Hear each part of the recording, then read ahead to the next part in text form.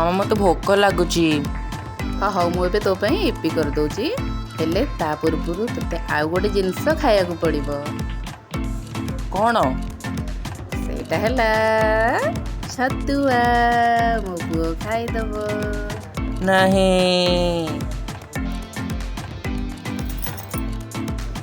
କିଏ ଶୋଇଛି? ମୋ ମିମିଟା ଶୋଇଛି ଏଇଠି।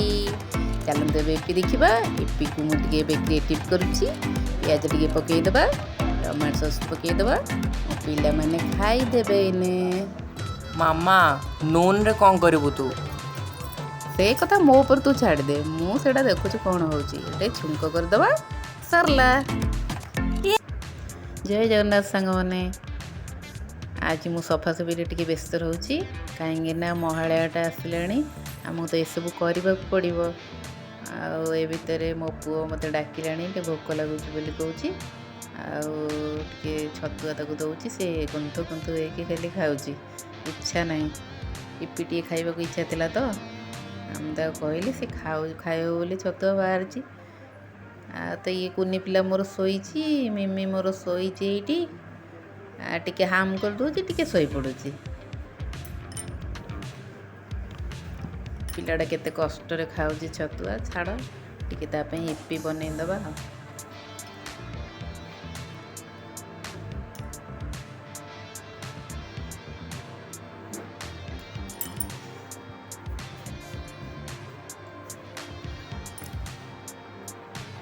ପାଣି ପକେଇଲି କରେଇରେ।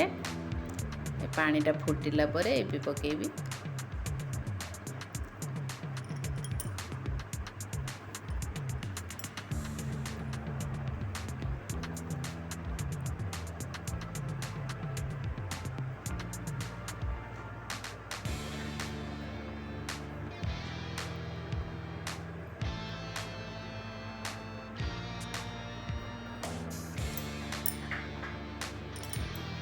ଇପି ମସଲା ଟିକେ ପକେଇଦେବା, ଚଉ ମସଲା ଟିକେ ପକେଇବି।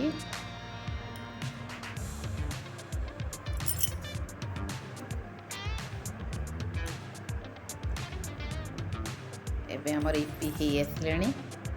ଟମାଟୋ ସସ୍ ଟିକେ ପକେଇଦେବା, ଚିଲି ସସ୍ ଟିକେ,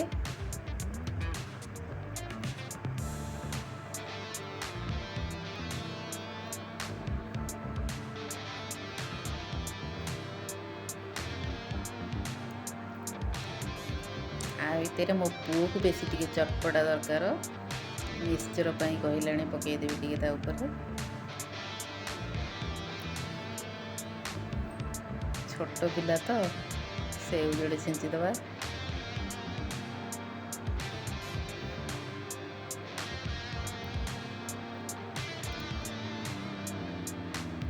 ଟିକେ ପିଆଜ, ଟମାଟୋ ସସ୍ ଟିକେ ପକେଇଲି। ଏଥର ଆରାମସେ ସେ ଖାଇବ, ଆଉ ତାର ପାଟି ଜମା ଶୁଭିବନି। ଇପି ମସଲା ଟିକେ ଛିଞ୍ଚିଦେବା। ତାକୁ ଟିକେ ଟେଷ୍ଟି ଟିକେ ଦରକାର ତ, ମୁଁ ଲଞ୍ଚ ପାଇଁ ଏବେ ପ୍ରିପାରେସନ୍ କରୁଛି।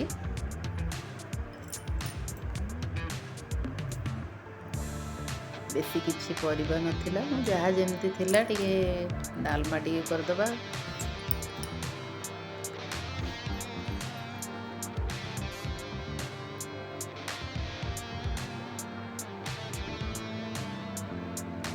ଆପଣମାନଙ୍କୁ ଭିଡ଼ିଓ ଯଦି ପସନ୍ଦ ଆସୁଥାଏ ତ ଛୋଟ ଲାଇକ୍ଟେ କରିବେ।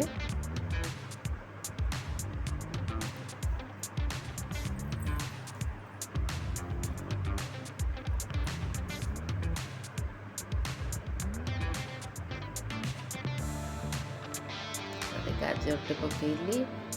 ଯାହା ଯେମିତି କରିକି ଟିକେ ଡାଲମା କରିଦେବା।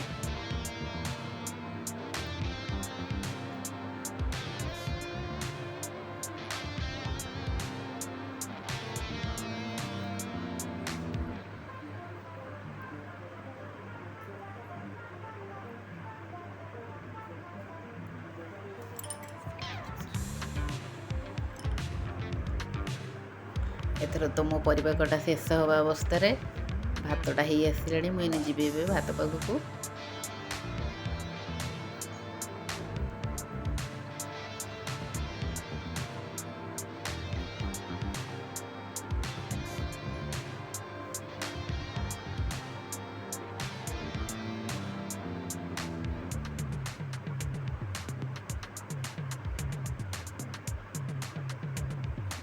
ଭାତଟା ଗାଳି ଦେଇକି ଏବେ ମୁଁ ଡାଲମାଟାକୁ ବସେଇବି।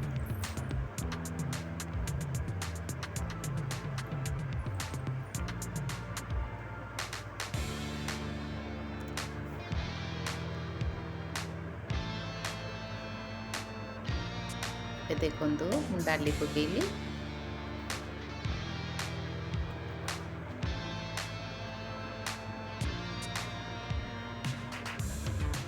ଜିରା ଲଙ୍କା ଟିକେ ଭାଜିଦବା।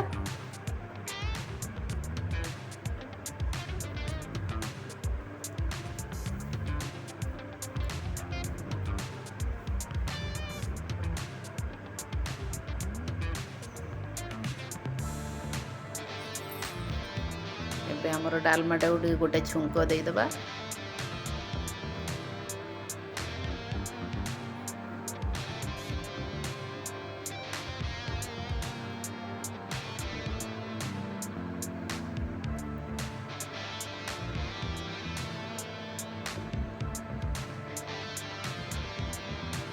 ଏବେ ଆମର ହେଇଗଲା ଜିରା ଲଙ୍କା ଗୁଣ୍ଡ ଦିଆ ଟେଷ୍ଟି ଡାଲମା।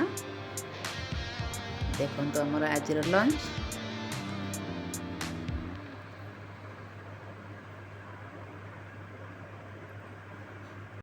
ଏମିତି ଭିଡ଼ିଓ ପାଇଁ ସବସ୍କ୍ରାଇବ୍ କରନ୍ତୁ।